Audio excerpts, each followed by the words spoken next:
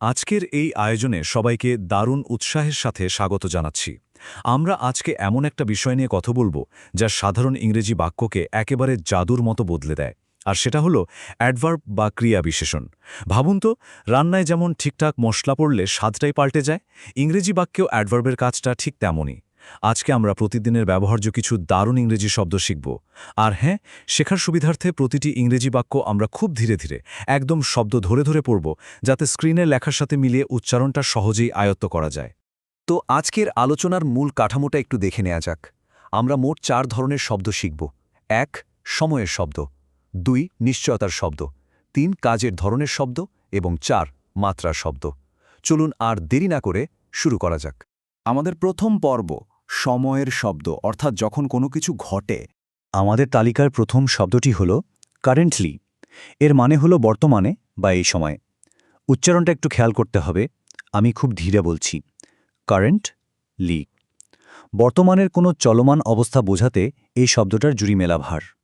এবার বাক্যটা দেখা যাক। আমি একদম শব্দ ধরে ধরে পড়ছি, খেয়াল করবেন। He is currently not living here. এর মানে দাঁড়ালো, সে বর্তমানে এখানে থাকছে না। ঠিক এভাবে প্রতিটি শব্দ আলাদা করে শুনলে পুরো বাক্যের গঠনটা বুঝতে বেশ সুবিধা হয়, তাই না? আচ্ছা, এবার পরের শব্দটাতে যাই। শব্দটি হলো ইমিডিয়েটলি। এর অর্থ অবিলম্বে বা সাথে সাথে। ধরুন কোনো কাজে হঠাৎ খুব তাড়া, মানে একদম এক্ষুনি করতে হবে, এমন বোঝাতে এই শব্দটা দারুণ কাজে লাগে। উদাহরণটা একটু দেখে নেওয়া যাক। আই উইল লিভ ইমিডিয়েটলি, যার সোজা অর্থ হলো আমি এখনই বা সাথে সাথে চলে যাব। এতক্ষণ আমরা সময়ের যে শব্দগুলো নিয়ে কথা বললাম সেগুলোর একটা সুন্দর তালিকা এখানে দেয়া আছে। কারেন্টলি, ইমিডিয়েটলি থেকে শুরু করে অলরেডি, রিসেন্টলি এবং সুন। সামনে এগোনোর আগে শব্দগুলো একবার মনে গেঁথে নেওয়াটা বেশ কাজে দেবে। এবার আসি আমাদের দ্বিতীয় পর্বে, নিশ্চয়তার শব্দ, অর্থাৎ আমরা কোনো বিষয়ে ঠিক কতটা নিশ্চিত সেটা প্রকাশ করার উপায়। এখানকার প্রথম চমৎকার শব্দটি হল ডেফিনেটলি, মানে নিশ্চিতভাবে। যখন কোনো ব্যাপারে বিন্দুমাত্র সন্দেহ থাকে না, ঠিক তখনই আমরা এটা ব্যবহার করি। উচ্চারণটা বেশ সাবলীল হতে হবে। শুনুন, ডেফি নাইটলি। এখানে ইংরেজি বাক্য আর তার বাংলা অনুবাদের গঠনটা পাশাপাশি খেয়াল করলে একটা মজার বিষয় চোখে পড়বে। বাক্যটা হলো I will definitely do it. এই তুলনাটা দেখলে খুব সহজেই বোঝা যায় যে বাক্যের ঠিক কোন জায়গায় নিশ্চয়তাসূচক শব্দটা বসাতে হয়।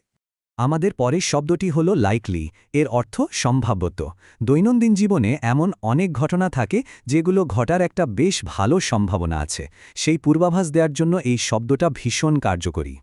উদাহরণ হিসেবে বলা যায়, it is likely to rain, মানে সম্ভবত বৃষ্টি হতে পারে।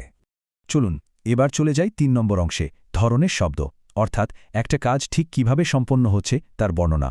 এই তালিকার বেশ আকর্ষণীয় একটা শব্দ হল ডেলিবারেটলি। এর অর্থ ইচ্ছাকৃতভাবে। আসুন ব্যাপারটা একদম পরিষ্কার করে বোঝার জন্য শব্দটা ভেঙে ভেঙে উচ্চারণ করা যাক। ডেলিবারেটলি। প্রশ্নটা একটু মন দিয়ে শোনা যাক। Are you deliberately trying to hide me? কেউ কি ইচ্ছাকৃতভাবে আমাকে লুকানোর চেষ্টা করছে? এবার যে শব্দটা নিয়ে কথা বলবো সেটা আমাদের রোজকার জীবনে প্রচুর ব্যবহার হয়। প্রপারলি মানে হলো সঠিকভাবে। কোনো কিছু একদম ঠিকঠাকভাবে কাজ করলে বা করতে চাইলে এই দরকারি শব্দটা আমরা ব্যবহার করি। যেমন ধরুন, কোনো যন্ত্র কাজ করছে না, তখন আমরা বলি ইটস নট ওয়ার্কিং প্রপারলি, অর্থাৎ জিনিসটা ঠিকমতো বা সঠিকভাবে কাজ করছে না। কাজের ধরন বোঝানোর আরও কিছু দারুণ শব্দ আমরা এখানে দেখতে পাচ্ছি, যেমন কুইকলি, স্লোলি বা সিরিয়াসলি। এই শব্দগুলো আমাদের প্রতিদিনই কোথাও না কোথাও লাগে। এই তালিকাটা একটু ঝালিয়ে নেওয়া কিন্তু বেশ কাজে দেবে। আমাদের আলোচনার একেবারে শেষ পর্বে চলে এসেছি আমরা, মাত্রার শব্দ, অর্থাৎ কোনো কিছুর তীব্রতা পরিমাপ করা। এখানকার প্রথম শব্দটি হল হাইলি। এর অর্থ খুব, উচ্চমাত্রায় বা ব্যাপকভাবে। একটা উদাহরণ দেখা যাক। হি ইজ হাইলি ইন্টেলিজেন্ট, অর্থাৎ সে অত্যন্ত বুদ্ধিমান। এখানে শুধু বুদ্ধিমান নয়, বুদ্ধিমত্তার মাত্রাটা যে কতটা গভীর সেটা বোঝাতেই এই হাইলি শব্দটা ব্যবহার করা হয়েছে। পরের শব্দটি হল হার্ডলি।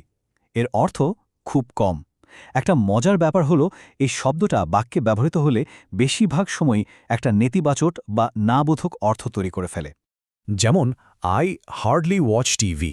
এর সোজা অর্থ হল আমি খুব কমই টিভি দেখি, বা বলতে গেলে প্রায় দেখিই না।